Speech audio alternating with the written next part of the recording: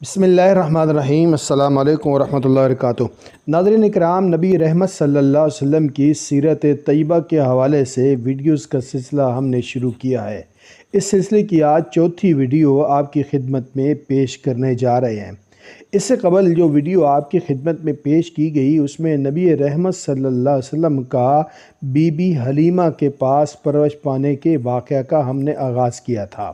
جب رحمت عالم صلی اللہ علیہ وسلم بی بی حلیمہ کے پاس اس کے گاؤں میں گئے تو وہاں ان کے گھر میں رحمتوں کی برسات شروع ہو گئی۔ اللہ تعالیٰ نے ان کی ہر چیز کے اندر برکتوں کے آثار ظاہر کیے۔ میری گزارش یہ ہے کہ اس واقعہ کو سننے سے قبل اگر آپ پہلی بار ہمارے چینل پر آئے ہیں تو ہمارے چینل کو سبسکرائب کر لیجئے تاکہ اس طرح کی آنے والی دیگر تاریخی اسلامی ویڈیوز آپ تک باہم پہنچتی رہیں۔ آئیے اب چلتے ہیں آج کی ویڈیو کی طرف۔ اب حلیمہ کے یہاں برکتوں کی بارش ہونے لگی۔ ہر چیز میں برکت ظاہر ہو رہی تھی۔ جانور موٹے ہو گئے، دودھ سے تھن پھول آئے، ہر طرف برکت ہی برکت کا نظارہ تھا۔ رفتہ رفتہ 2 سال گزر گئے۔ آمنہ کا لال حلیمہ کا دودھ پیتا۔ حلیمہ کی ایک بیٹی تھی شیمہ۔ اس کی گودیوں میں ہمقطع صحرا کی کھلی فضا ہوتی اور دیہات کی سادہ زندگی۔ جسم تیزی سے بڑھا، ہاتھ پیر میں طاقت آ گئی اور بچہ خوب تندرست ہو گیا۔ شیرخواری کے دن پورے ہو گئے۔ اب وقت آیا کہ بچہ پھر ماں کی گود میں جائے اور اس کے گھر کی رونق بنے۔ لیکن کیا حلیمہ اس بچے کو جدا کر دیں؟ ایسے بچے کو جو ان کے لیے سراپا رحمت اور برکت تھا، مجسم رحمت بن کر آیا تھا، باعث راحت تھا اور موجب سعادت تھا۔ کسی طرح بھی طبیعت اس کو چھوڑنے پر تیار نہ تھی۔ تمنا تھی کہ کچھ دنوں وہ ساتھ رہے، کہ برکتوں کا سلسلہ تا دیر قائم رہے۔ وہ بچے کو لے کر ماں کے گھر کی طرف چلیں، لیکن ارادہ تھا کہ ان سے گزارش کریں گی کہ بچے کو کچھ دن مزید انہیں اپنے پاس رکھنے کی اجازت دے دیں۔ چنانچہ وہ آمنہ کے پاس آئیں اور بولیں، مجھے اندیشہ ہے کہ اگر محمد صلی اللہ علیہ وسلم ابھی سے مکہ میں رہ گیا تو کہیں یہاں کی آب و ہوا سے کوئی نقصان نہ پہنچ جائے۔ کیوں نہ آپ کچھ دن اور ہمارے یہاں اسے رہنے دیں، ذرا اور بڑا ہو جائے تو پھر آ جائے گا۔ اس طرح حلیمہ آمنہ سے ضد کرتی رہی اور مسلسل اصرار کرتی رہی، طرح طرح سے مناتی رہی، مکہ کی آب و ہوا سے ڈراتی رہی، یہاں تک کہ وہ تیار ہو گئی۔ اب کیا تھا، حلیمہ کا دل خوشی سے باغ باغ ہو گیا، آنکھیں چمک اٹھی اور چہرہ دمک اٹھا، اور وہ محمد صلی اللہ علیہ وسلم کو لے کر پھر اپنے گھر آ گئی۔ محمد صلی اللہ علیہ وسلم پھر اسی صحرا میں آ گئے۔ اب پھر وہی کھلی فضا تھی، ریت کے ٹیلے تھے، چکنے چکنے پتھر تھے، وہی ساتھی اور وہی ہمجولی تھے۔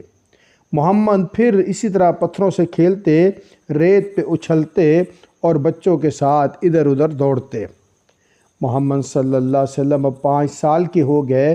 حلیمہ سے جدائی کے ساتھ پھر آ پہنچی۔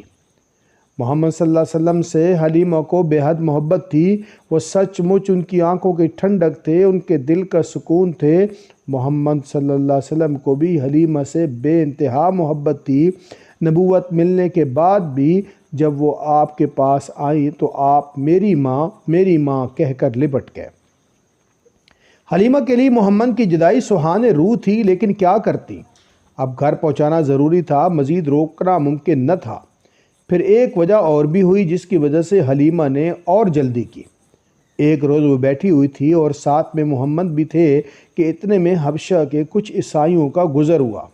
بچے پر نظر پڑتی ہی وہ ٹھہر گئے، قریب آئے اور اسے غور سے دیکھنے لگے، ایک ایک چیز کا جائزہ لینے لگے۔ حلیمہ سے پوچھا بھی، کیسا بچہ ہے یہ؟ پھر وہ آپس میں باتیں کرنے لگے، اس بچے کو لے لیں، اس کو اپنے ساتھ یہاں سے لے چلیں، یہ بچہ ایک عظیم انسان ہوگا، ہم خوب جانتے ہیں کہ یہ کیا بنے گا۔ حلیمہ ان کا مطلب سمجھ گئی، ان کے ارادوں کو بھانپ گئی اور ان کی سازشوں سے گھبرا اٹھی۔ ڈری کہیں سچ مچ وہ اس سے چھین نہ لے، موقع پا کر اچک نہ لے، یا کوئی اس کو تکلیف یا نقصان نہ پہنچا دے۔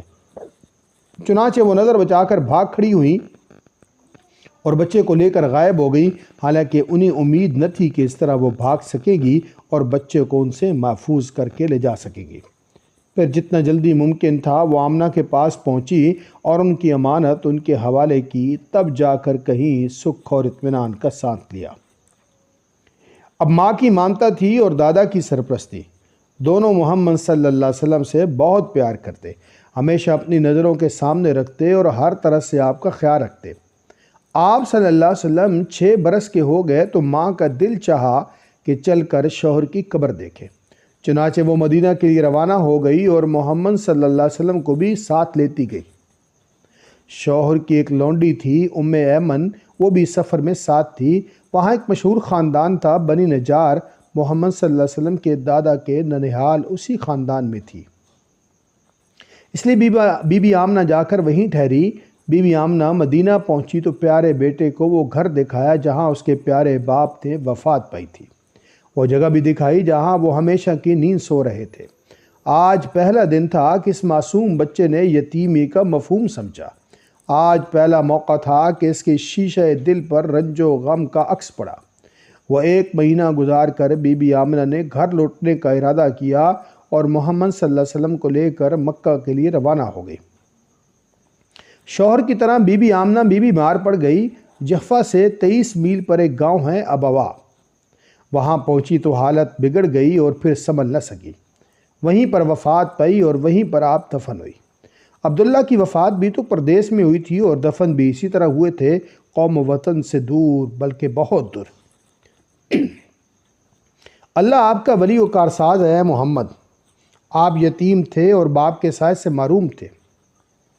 ابھی اس یتیمی کا شعور ہی ہوا تھا کہ ماں بھی داغ مفارقت دے گئی۔ باپ کی قبر دیکھی تھی کہ ماں کی قبر بھی تیار ہو گئی۔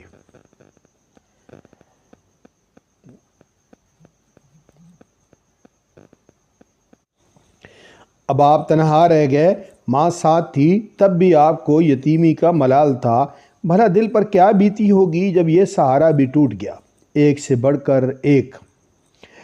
ام ایمن نے آپ کو اپنی حفاظت میں لے لیا اور بڑے پیار سے گھر لائی۔ مکہ پہنچے تو آپ بلک بلک کر رو رہے تھے۔ آج آمنہ کے لال کی حالت دیکھی نہیں جاتی تھی۔ اس حادثے کا عبد المطلب پر بڑا برا اثر ہوا اور محمد صلی اللہ علیہ وسلم کے لیے ان کے سینے میں ماں کی محبت اور باپ کی شفقت ابل پڑی۔ اب وہ آپ پر بے انتہا مہربان ہو گئے، پہلے سے زیادہ ماننے لگے، بڑی محبت سے پیش آتے، لطف و کرم کی بارش کرتے، ہر آن آپ کا خیال رکھتے، ہر طرح سے دلجوئی فرماتے، اپنی ذات اور اپنی اولاد سے بڑھ کر آپ کی فکر میں لگے رہتے۔ عبد المطلب قریش کے سردار تھے، کعبہ کے زیر سایہ اپنی گدی پر بیٹھتے تو بیٹے ادب و احترام میں گدی سے ذرا دور بیٹھے ہوتے، لیکن محمد صلی اللہ علیہ وسلم آ جاتے تو عبد المطلب انہیں اپنے پاس بلاتے، اپنی گدی پر بٹھاتے اور پیار سے پیٹھ سہلاتے۔ لیکن افسوس عبد المطلب بھی زیادہ نہ ٹھہرے۔ محمد صلی اللہ علیہ وسلم ابھی 8 سال کے ہی ہوئے تھے کہ دادا بھی چل بسے۔ دادا کی موت پر جب آپ کے دل کو سخت صدمہ پہنچا، دادا کی موت پر آپ کے دل کو سخت صدمہ پہنچا، ویسا ہی صدمہ جیسا اس سے پہلے ماں باپ کی موت پر ہوا تھا۔ نہیں، دادا کا غم ماں باپ سے بھی سوا تھا۔ اب آپ کچھ سمجھدار ہو چکے تھے، شعور بیدار ہو رہا تھا، جذبات و احساسات میں وسعت اور گہرائی آ رہی تھی، لطف و محبت کی حقیقت کو آپ سمجھنے لگے تھے، نوازش و کرم کی قدر و قیمت پہچاننے لگے تھے۔ اس لیے محرومی کا احساس بھی اتنا ہی شدید تھا کہ اس کے چھن جانے کا غم بھی اتنا ہی گہرا تھا۔ آنکھوں سے آنسو جاری تھے، درد دل غم سے چور تھا، خود تڑپ رہے تھے، اوروں کو تڑپا رہے تھے، یہاں تک کہ دادا کا جسم، پیارا دادا کا جسم قبر کی بھیانک کوٹنی میں چھپ گیا اور پھر ہمیشہ کے لیے آنکھوں سے اوجھل ہو گیا۔